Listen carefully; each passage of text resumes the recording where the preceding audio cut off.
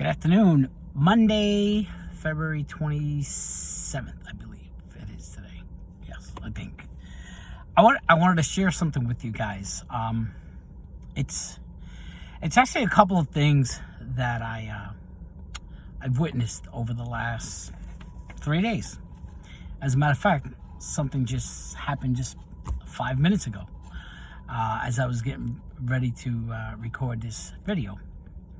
So, yesterday I'm sitting on my couch and I'm just relaxing. Just listening to some jazz, just relaxing. And something said to me, just, scroll through your phone. So I'm scrolling through my phone. I'm scrolling through social media, through Facebook really quick. I go to X, which used to be Twitter, and I scroll through that really quickly. I usually go on there 5 minutes a day at most. I used to have the account when it was Twitter, a couple of years back. I deleted it, got rid of it. For some reason, I reinstalled it on my phone around 2 weeks ago. And I have to say that the world is completely nuts. The things that I'm seeing on social media is nothing but, all I see is anger, hate, division, violence, just pure unadulterated evil. That's all I'm seeing. It's so much evil in this world. It's crazy. And not only that, there's a lot of things going on in this world. And I want to share the two things the three things that I wanted to share here was, so yesterday as I'm going through X, I saw this video that somebody posted, and it was a video of this guy was walking out of a deli, a store, and the video camera, I guess, caught it. This guy was walking, and this guy, it was an older gentleman. He had cerebral palsy, and you could see how he was walking. And along the sidewalk comes this guy, and he's just walking. He's mocking him. He's making fun of him, and I thought it was so cruel. But that's not the cruel part about it. The guy stops. He turns around, and he punches this guy with cerebral palsy. He punches him so hard that the guy is completely in shock, and the other guy just walked away. I was like, I don't curse. I don't curse for many reasons. I think, anyway, I won't get into that, but I don't curse. I rarely ever curse. And I was in my living room, and I just yelled, "What the F?" like really loud. And my wife was shocked. She was like, what happened? What happened? So I told her, I said, what is wrong with people? What is wrong with society? So that's the first thing. And you can find hundreds of stories like that on social media. But then on Saturday, I'm going for my run. I'm running, and the park that I run in my town has a nice big park. And in one area, it has a pond. And I usually like to do a couple of loops of that pond. And as I'm getting ready to get on the path that's by the pond, I see this little boy who has to be no more than 3, at most 4 years old. And he's running. He runs past me. He's running towards the water.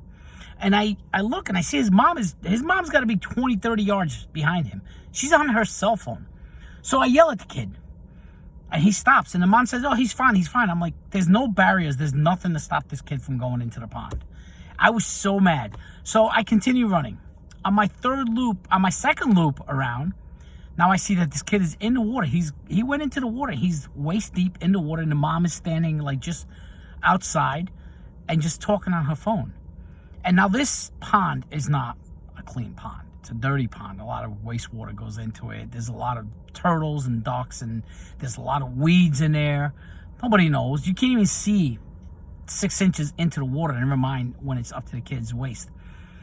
I was so mad. I just said, just keep going, George, just keep going. So I kept going. My third loop around, I see the kid near the water again, and the mom is up the hill. She's like further away. I couldn't hold it anymore. So I yelled at her.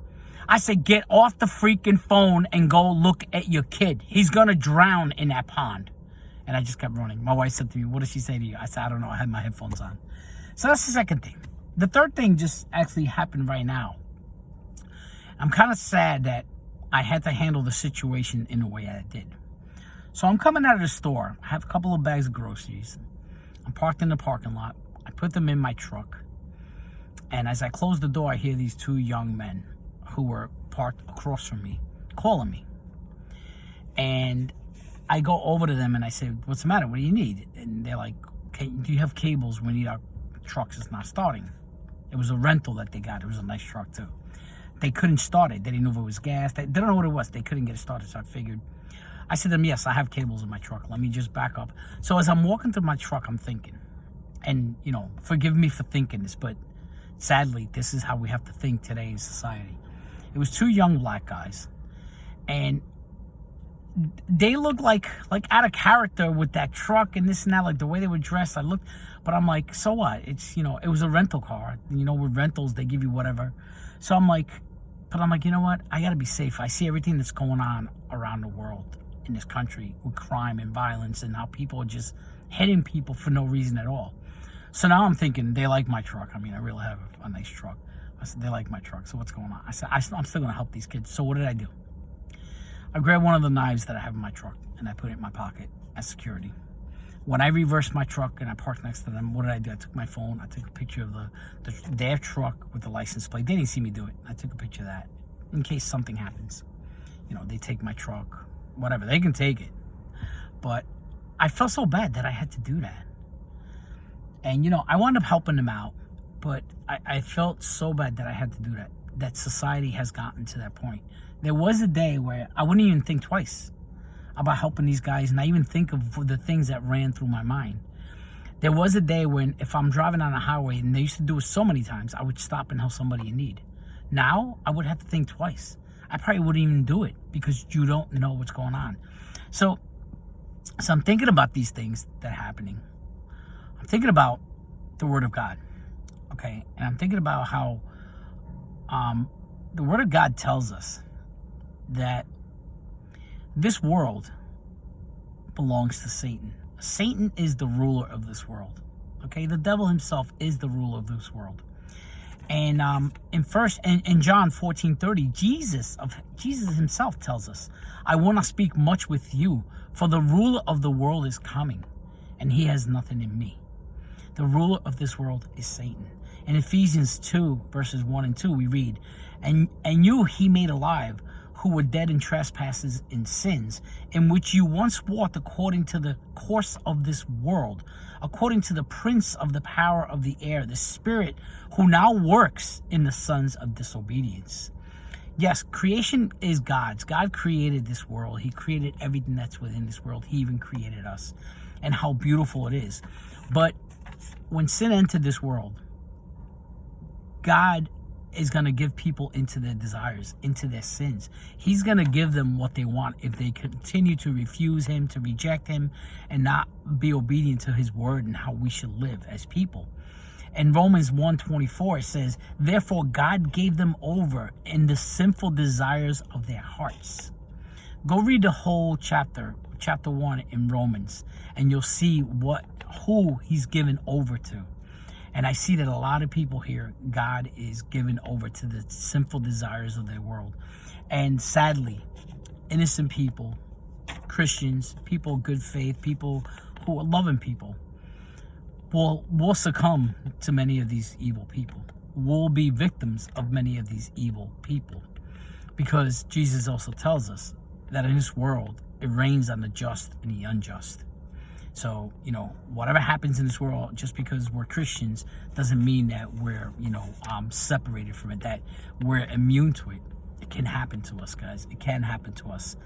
And then I'm reminded of all the things that's going on, not just with the crime, with the cold hearts that people have, but also with all the things that are happening with the planet itself, with the environment, with all the calamities, with all the wars and the rumors of wars that's going on. And it reminds me of Matthew chapter 24. If you don't know what it says, go read it. But in Matthew chapter 24, Jesus, he gives us an idea. He teaches us, he shows us what the world will be like in the last days before his second coming.